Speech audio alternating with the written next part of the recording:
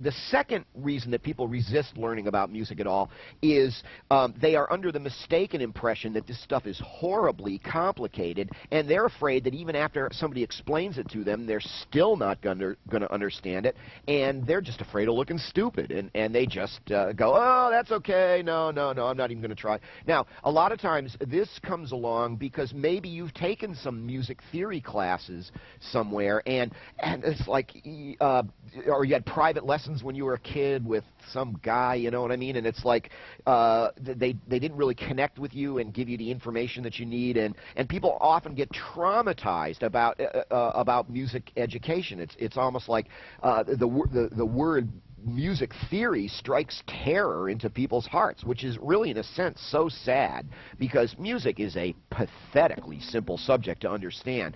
If an idiot like me can understand music, then anybody can. It's just, like I said before, it's a matter of getting the information in the right order. You're going to find this stuff absolutely fascinating. You're not going to have any trouble understanding any of it at all, because I think what I've nailed, I think what I've figured out is how to explain it to people in the right order. What that means is the stuff that you're learning today is possibly the most important stuff anyone will ever tell you about music. Nothing that anyone tells you beyond this point would ever really make any sense to you if you didn't understand this stuff that we're going to be talking about today. And, for example, right now, I'm saying they teach music, they give you the information in the wrong order. Here is the first thing that they should have told you about music. It's one of the most important things you'll ever learn. It goes like this. Music is a language.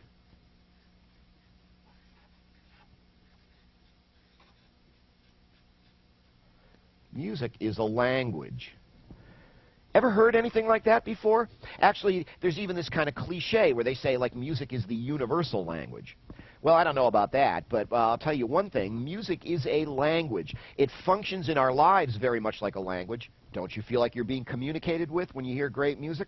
Functions in our lives like a language. Interestingly enough, the process of learning about music is very much like the process of learning a language. We're going to come up with countless analogies as we go through this program, from the way you use music and your various instruments, and the way you use any other language you might speak. English, of course, or Spanish, or whatever. And sometimes this makes people nervous, too, because they go, oh, my God, I hated Spanish class. That stuff was hard, and I didn't enjoy that at all. I go, well, don't worry about that, because it isn't like that either. One of the main reasons being that music is, compared to any other language you might speak, it's a pathetically simple language. Much less to know about the musical language, if you ask me anyway, than there is to know about most of the other ones. Now, remember I said that actually we're not going to do very much with the guitar here for the first lesson, because, I'm going to myself, well, this really isn't all that big a deal, the instrument, because think about it this way. Here's your really first big analogy. If music is a language, then what is a guitar? Well, if music is a language, then I always say a guitar is something like, or whatever instrument you play, a guitar is something very much like a typewriter. It really isn't the big deal. Like any language, most of what goes on in the creation of the language goes on up in your mind here. For example, think of it this way. What if you wanted to be a writer? What if you decided that you wanted to be an artist in the English language? You wanted to be a novelist or a journalist. Well, obviously you would need some kind of tool to work with. Might be as simple as a pencil or a pen or a marker or something. Might be a typewriter. Might be a big fancy word processor in your computer. Point is, you're going to need some kind of tool. But ask yourself this question. Does the typewriter write the book? No, of course not. It's just the dumb machine. What writes the book? You write the book with the command of your command of the language in your own mind. Imagine walking up and looking at a typewriter and trying to figure out what it does if you don't know anything about how the English language works. You'd walk up to this thing and you'd look at the typewriter and you'd go, what the heck are all these funny little symbols on these keys? What do I do with this thing? Whereas, on the other hand, think of it this way. Once you understood how the English language worked, didn't you pretty much figure out for yourself how a typewriter works?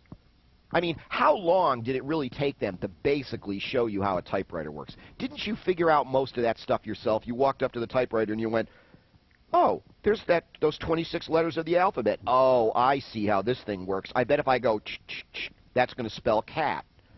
And you were right.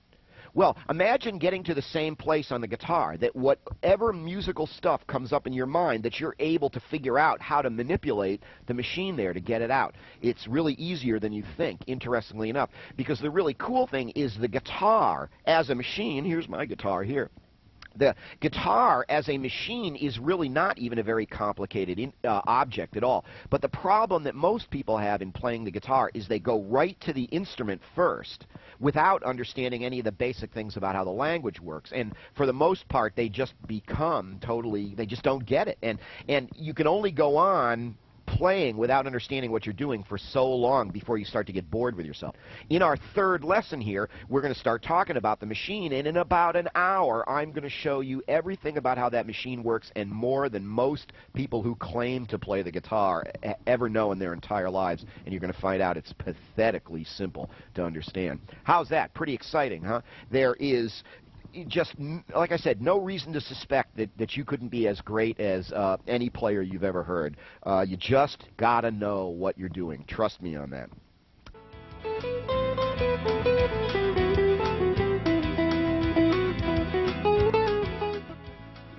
Hi, I'm Scotty West, creator of the Absolutely Understand Guitar Video Home Study Program. Hey, thanks for all the positive feedback on our video guitar lessons. We're now uploading new lessons right from our DVD Home Study Program. Each lesson is 70 minutes long, but we've chopped them up into 10-minute chapters to fit on YouTube, so each lesson will have 7 chapters. It's critical that you watch these chapters in order. Make sure you start with Lesson 1, Chapter 1, then move to Lesson 1, Chapter 2, etc. When you've finished all the chapters for Lesson 1, then move on to Lesson 2. Hey, some of this stuff you might already know, and some of it's a little dry. You're going to wonder, do I really need to know this stuff? The answer is yes. Each one of these chapters contains little gems of information that nobody's told you yet, and these are the missing pieces that are preventing you from seeing the big picture. Don't cheat yourself out of these valuable realizations. Stick with the program. Also, consider our complete DVD home study program. Our high-resolution DVD video is much better than these fuzzy little YouTube clips, and you'll also get all our cool printed material, too. So good luck with your music and enjoy the lessons.